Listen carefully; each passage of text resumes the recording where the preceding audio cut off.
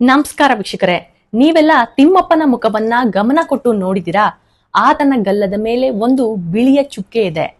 ಈ ಚುಕ್ಕೆಯನ್ನ ಯಾಕೆ ಇಡ್ತಾ ಇದ್ದಾರೆ, ಈ ಚುಕ್ಕೆ ಹೇಗೆ ಬಂತು, ಈ ಚುಕ್ಕೆ ಹಿಂದಿನ ಕತೆ ಏನು ಅನ್ನೋದನ್ನ ನಾನ್ ತಿಳಿಸ್ತಾ ಇದ್ದೀನಿ.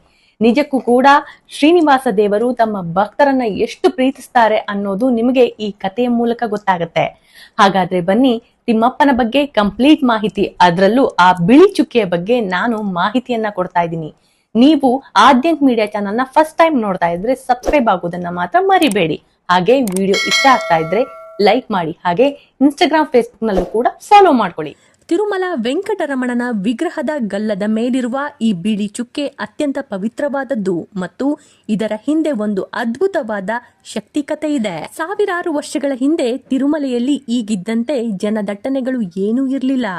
ಶ್ರೀ ವೆಂಕಟೇಶ್ವರನ ಪೂಜೆಗಳನ್ನ ನಡೆಸುವ ಅರ್ಚಕರನ್ನ ಬಿಟ್ಟು ಆಗೊಮ್ಮೆ ಈಗೊಮ್ಮೆ ಸ್ವಾಮಿ ದರ್ಶನಕ್ಕೆಂದು ಬರುವ ಭಕ್ತರುಗಳನ್ನ ಹೊರತುಪಡಿಸಿ ಮತ್ತೆ ಯಾರು ಅಲ್ಲಿಗೆ ಬರ್ತಾನೆ ಇರಲಿಲ್ಲ. ಯಾಕಂದ್ರೆ ಅಷ್ಟು ದಟ್ಟಣೆಯ ಕಾಡಿಗೆ ಯಾರು ಬರೋ ಸಾಹಸವನ್ನೇ ಮಾಡ್ತಾ ಇರಲಿಲ್ಲ. ಆಗ ಅಲ್ಲಿಗೆ ಬಂದವರೇ ಶ್ರೀ ರಾಮಾನುಜಾಚಾರ್ಯರು ಯೋಚಿಸಿ ನಿತ್ಯ ಅಲಂಕಾರ ಪ್ರಿಯನಾದ ವೆಂಕಟೇಶ್ವರನನ್ನ ಅಲಂಕರಿಸಲು ಬೇಕಾದ ಹೂಗಳಿಗಾಗಿ ಅಲ್ಲೇ ನೆಲೆಸಿ ಹೂತೋಟವನ್ನ ನಿರ್ಮಿಸಲು ಯೋಚನೆ ಮಾಡ್ತಾರೆ. ತೋಟವನ್ನ ನಿರ್ಮಿಸಲು ತಮ್ಮ ಅಪ್ಪಟ ಶಿಷ್ಯನಾದಂತಹ ಆನಂದಾಚಾರ್ಯರನ್ನ ನೇಮಕ ಮಾಡ್ತಾರೆ. ಆನಂದಾಚಾರ್ಯರು ಶ್ರೀನಿವಾಸನ ಸೇವೆ ದೊರಕಿದ್ದು ನನ್ನ ಪುಣ್ಯ ಅಂತ ಒಪ್ಪಿಕೊಳ್ತಾರೆ. ಮೊದಲು ಹೂತೋಟ ನಿರ್ಮಾಣವಾಗಬೇಕಿತ್ತು. ಹೂವಿನ ಗಿಡಗಳಿಗೆ ನೀರು ಬೇಕಿತ್ತು.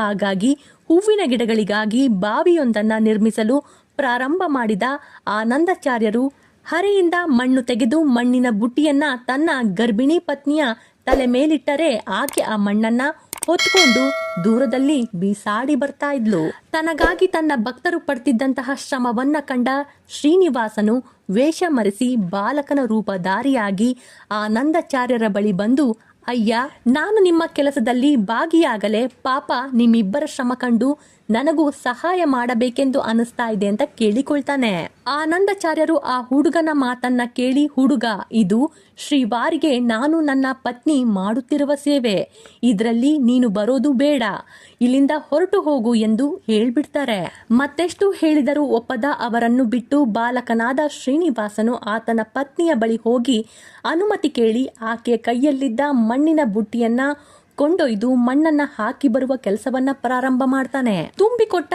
ಮಣ್ಣನ್ನ ಇಷ್ಟು ಬೇಗ ಬೀಸಾಡಿ ಬರ್ತಿದ್ದ ಪತ್ನಿಯನ್ನ ವಿಚಾರ ಮಾಡಿದಾಗ ಆಕೆ ತನ್ನ ಸಹಾಯಕ್ಕೆ ಹುಡುಗನೊಬ್ಬ ಬಂದ ವಿಷಯವನ್ನ ಹೇಳಬೇಕಾಗತ್ತೆ. ಆನಂದಾಚಾರ್ಯರ ಕೋಪ ನೆತ್ತಿಗೇರಿತು. ಕೈಯಲ್ಲಿದ್ದ ಹಾರೆಯೊಂದಿಗೆ ಆತ ಆ ಹುಡುಗನನ್ನ ಬೆನ್ನಟ್ಟಿದನು. ತನ್ನನ್ನು ಹೊಡೆಯಲು ಹಾರೆ ಹಿಡಿದು ಅಟ್ಟಿಸಿಕೊಂಡು ಬಂದ ಆನಂದಾಚಾರ್ಯರನ್ನ ಕಂಡ ಬಾಲಕನಿಗೆ ನಗುವೇ ನಗು. ಕೈಗೆ ಸಿಗದಂತೆ ತಪ್ಪಿಸಿಕೊಂಡು ಓಡ್ತಾ ಇದ್ದ ಬಾಲಕನನ್ನ ನೋಡಿ ಕೈಯಲ್ಲಿದ್ದ ಹಾರೆ ಕೋಲನ್ನೇ ಆ ಬಾಲಕನಿಗೆ ತಾಗುವಂತೆ ಬೀಸಾಡಿದರು ಆನಂದಾಚಾರ್ಯರು. ಆ ಹಾರೆ ಬಾಲಕನ ಗಲ್ಲವನ್ನ ಸವರಿಕೊಂಡು ಹೋಗೇ ಬಿಡ್ತು. ಬಾಲಕನಾದರೂ ಆಗಲೂ ಕೈಗೆ ಸಿಗದೆ ಓಡಿ ಹೋಗಿ ಶ್ರೀ ವೆಂಕಟೇಶ್ವರನ ಗರ್ಭಗುಡಿಗೆ ನುಗ್ಗಿ ಮಾಯವಾಗಿ ಬಿಟ್ಟ ಆ ಬಾಲಕ. ಅಟ್ಟಿಸಿಕೊಂಡು ಬಂದರೂ ಕೈಗೆ ಸಿಗದೆ ತಪ್ಪಿಸಿಕೊಂಡು ಗರ್ಭಗುಡಿಗೆ ಓಡಿ ಹೋದ ಬಾಲಕನ ಬಗ್ಗೆ ಅರ್ಚಕರಿಗೆ ದೂರು ಹೇಳಿದರು ಆನಂದಾಚಾರ್ಯರು. ಸರಿ ಎಂದರು ಅರ್ಚಕರು. ಗರ್ಭಗುಡಿಯಲ್ಲಿ ಹುಡುಕಿದರೂ ಎಲ್ಲೂ ಬಾಲಕನ ಪತ್ತೇ ಇಲ್ಲ. ಆದರೆ ಅಲ್ಲೊಂದು ಘೋರ ಅನರ್ಥವೇ ನಡೆದು ಹೋಗಿತ್ತು. ವೆಂಕಟೇಶ್ವರನ ಗಲ್ಲದಿಂದ ದಳದಳನೆ ರಕ್ತ ಸುರಿತಾ ಇತ್ತು. ಅರ್ಚಕರು ಭಯದಿಂದ ಗಡಗಡನೆ ನಡಗಿ ಹೋದರು. ಆನಂದಾಚಾರ್ಯರು ಸಹ ಈ ಘೋರ ದೃಶ್ಯವನ್ನ ಕಂಡು ಭಯದಿಂದ ನಡಿಗೆ ಹೋದರು. ಆ ಕ್ಷಣಾರ್ಥದಲ್ಲೇ ಅವರಿಗೆ ತಮ್ಮ ಕೋಪಕ್ಕೆ ಗುರಿಯಾದ ಬಾಲಕ ಬೇರೆ ಯಾರೂ ಅಲ್ಲ, ಅದು ಶ್ರೀನಿವಾಸನೇ ಎಂದು ತಿಳಿದು ಹೋಯಿತು. ಅಯ್ಯೋ, ಯಾವ ಸ್ವಾಮಿಯ ಸೇವೆ ಮಾಡೋದು ನನಗೆ ಬಂದಂತಹ ಪರಮ ಭಾಗ್ಯ ಅಂತ ಭಾವಿಸಿದ್ನೋ ಆತನೇ ತನ್ನ ಸಹಾಯಕ್ಕೆ ಬಂದ್ರೆ ನಾನು ಆತನಿಗೆ ಹೊಡೆದೇ ಬಿಟ್ನಲ್ಲ ಅಂತ ಆತ ತುಂಬಾ ಪಶ್ಚಾತ್ತಾಪವನ್ನ ಪಡ್ತಾನೆ. ನಾನೆಂತ ಪಾಪಿ, ಸದಾ ಶ್ರೀನಿವಾಸನನ್ನ ಅಲಂಕರಿಸುವ ಆ ಕೈಗಳಿಂದ ಪರಮಾತ್ಮನನ್ನ ಹೊಡೆದೇ ಬಿಟ್ನಲ್ಲ ಎಂದು ಆತ ಕೊರಗಿ ಹೋಗ್ತಾನೆ. ಅಯ್ಯೋ, ನನ್ನ ಪಾಪಕ್ಕೆ ಪಶ್ಚಾತ್ತಾಪವೇ ಇಲ್ಲವೇ ಎಂದು ಆತ ಕಣ್ಣೀರು ಸುರಿಸುವಾಗ ಎಚ್ಚೆತ್ತುಕೊಂಡ ಅರ್ಚಕರು ಅಲ್ಲಿದ್ದಂತಹ ಪಚ್ಚ ಕರ್ಪೂರವನ್ನ ಪುಡಿ ಮಾಡಿ ಗಾಯಗೊಂಡ ರಕ್ತ ಹೋಗ್ತಿದ್ದಂತಹ ಗಲ್ಲಕ್ಕೆ ಹಚ್ತಾರಂತೆ. ಆಗ ರಕ್ತಸ್ರಾವ ನಿಲ್ಲುತ್ತಂತೆ. ಅಳುತ್ತಿದ್ದ ಅರ್ಚಕರಿಗೂ ಹಾಗೆ ಆಚಾರ್ಯರಿಗೂ ಆ ಶರೀರವಾಣಿಯೊಂದು ಕೇಳುತ್ತೆ. ಹೇಗೆ ನನ್ನ ಶಂಖಚಕ್ರಗಳಿಂದಲೂ ಸರ್ವ ಆಭರಣಗಳಿಂದಲೂ ಅಲಂಕಾರ ಮಾಡ್ತೀರೋ ಹಾಗೆ ಗಲ್ಲಕ್ಕೆ ಹಚ್ಚಿದ ಈ ಕರ್ಪೂರವನ್ನು ಅಲಂಕಾರ ಸೂಚಕವಾಗಿ ನಾನು ಸ್ವೀಕರಿಸುತ್ತೇನೆ ಎಂದು ಸ್ವಾಮಿ ಆದೇಶ ನೀಡ್ತಾನೆ. ಅಂದಿನಿಂದ ಈಗಲೂ ಸಹ ಶ್ರೀವಾರಿ ನಿತ್ಯ ಅಲಂಕಾರದಲ್ಲಿ ಪಚ್ಚ ಕರ್ಪೂರವು ಸೇರಿಕೊಂಡಿದೆ. ಭಕ್ತನ ಮೇಲಿನ ಪ್ರೀತಿಗಾಗಿ ಆ ಗಾಯದ ಗುರುತನ್ನ ಮತ್ತು ಪಚ್ಚೆ ಕರ್ಪೂರದ ಪ್ರಸಾದವನ್ನ ಸ್ವಾಮಿ ಇಂದಿಗೂ ಉಳಿಸಿಕೊಂಡು ಬಂದಿದ್ದಾನೆ ಎಂಬುದು ಪ್ರತೀತಿ. ಸ್ವಾಮಿಯ ಗಲ್ಲದ ಮೇಲೆ ನಿರಂತರವಾಗಿ ಪಚ್ಚೆ ಕರ್ಪೂರವನ್ನ ಹಚ್ಚುವ ಪದ್ಧತಿ ಅಂದಿನಿಂದಲೂ ಇಂದಿಗೂ ನಡೆದುಕೊಂಡು ಬರ್ತಾ ಇದೆ. ಇಲ್ಲಿ ಪಚ್ಚೆ ಕರ್ಪೂರವನ್ನೇ ಯಾಕೆ ಬಳಸಿದ್ರು ಅನ್ನೋ ಪ್ರಶ್ನೆ ನಿಮ್ಮದಾಗಿದ್ರೆ, ಇದು ಕೇವಲ ಒಂದು ಗುರುತಲ್ಲ. ಆಯುರ್ವೇದದ ಪ್ರಕಾರ ಕರ್ಪೂರವು ಶಮನಕಾರಿ ಮತ್ತು ತಂಪು ನೀಡುವ ಗುಣವನ್ನ ಹೊಂದಿದೆ.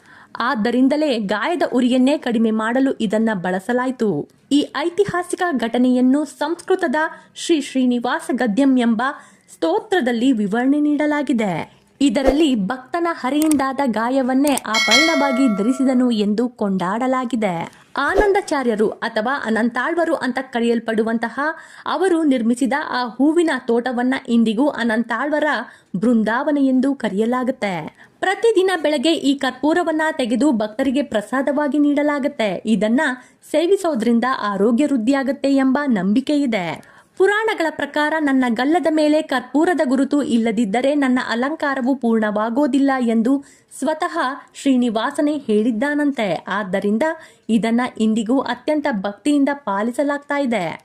ಇಂದಿಗೂ ಕೂಡ ಸ್ವಾಮಿಯ ಗಲ್ಲಕ್ಕೆ ಹಚ್ಚಿದ ಕರ್ಪೂರವನ್ನ ನಂತರ ತೆಗೆದುಕೊಂಡು ಭಕ್ತರಿಗೆ ಶ್ರೀಪಾದ ರೇಣು ಎಂಬ ಹೆಸರಿನಲ್ಲಿ ಪ್ರಸಾದವಾಗಿ ನೀಡಲಾಗ್ತಾ ಬರ್ತಾ ಇದೆ. ಪ್ರತಿ ಶುಕ್ರವಾರ ಸ್ವಾಮಿಗೆ ಅಭಿಷೇಕ ನಡೆಸುವಾಗ ಈ ಪಚ್ಚೆ ಕರ್ಪೂರದ ಚುಕ್ಕೆಯನ್ನ ತೆಗೆಯಲಾಗುತ್ತೆ. ಆ ಸಮಯದಲ್ಲಿ ವಿಗ್ರಹದ ಮೂಲ ರೂಪವನ್ನ ಭಕ್ತರು ನೋಡಬಹುದು. ಅಭಿಷೇಕದ ನಂತರ ಮತ್ತೆ ಹೊಸದಾಗಿ ಪಚ್ಚೆ ಕರ್ಪೂರದಿಂದ ಗಲ್ಲದ ಮೇಲೆ ಚುಕ್ಕೆಯನ್ನ ಇಡಲಾಗುತ್ತೆ. ಈ ಪಚ್ಚೆ ಕರ್ಪೂರವು ವಿಗ್ರಹದ ಮೇಲೆ ಯಾವುದೇ ಕೆಟ್ಟ ಪರಿಣಾಮ ಬೀರದಂತೆ ರಕ್ಷಣೆ ನೀಡುತ್ತೆ ಎಂಬ ವೈಜ್ಞಾನಿಕ ನಂಬಿಕೆಯೂ ಇದೆ. ಗಲ್ಲದ ಮೇಲೆ ಹಚ್ಚುವ ಪಚ್ಚೆ ಕರ್ಪೂರವು ಅತ್ಯಂತ ಉನ್ನತ ಗುಣಮಟ್ಟದಾಗಿರುತ್ತೆ. ಇದನ್ನ ಸುಟ್ರೆ ಯಾವುದೇ ಬೂದಿ ಉಳಿಯೋದಿಲ್ಲ.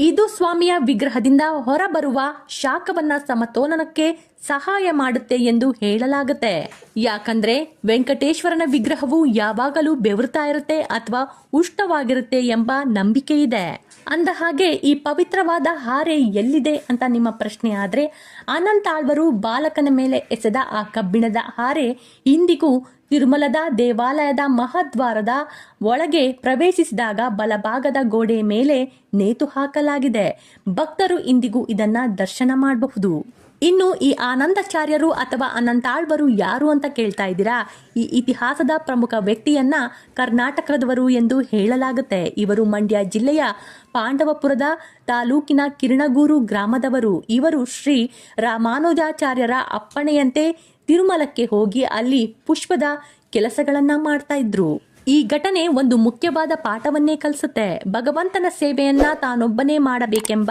ಅನಂತಾಳ್ವರ ನಿಷ್ಠೆ. ಭಕ್ತನ ಮೇಲೆ ಕೋಪದಿಂದ ಹೊಡೆದರೂ ಕೂಡ ಆ ಏಟನ್ನ ಪ್ರೀತಿಯಿಂದ ಸ್ವೀಕರಿಸಿ ಅದನ್ನ ಒಂದು ಅಲಂಕಾರವಾಗಿ ಮಾಡಿಕೊಂಡ ಭಗವಂತನ ಕರುಣೆ. ಇದು ವೆಂಕಟರಮಣನ ಗಲ್ಲದ ಮೇಲಿರುವಂತಹ ಬಿಳಿ ಚುಕ್ಕೆಯ ರಹಸ್ಯವಾಗಿತ್ತು. ನಾವ್ಯಾಕೆ ವೆಂಕಟರಮಣನ ಗೋವಿಂದ ಗೋವಿಂದ ಅಂತ ಕರಿತೀವಿ? ಇದ್ರ ಬಗ್ಗೆ ಗೊತ್ತಿದ್ರೆ ನನ್ನ ಕಮೆಂಟ್ ಸೆಕ್ಷನ್ ಅಲ್ಲಿ ತಿಳಿಸಿ.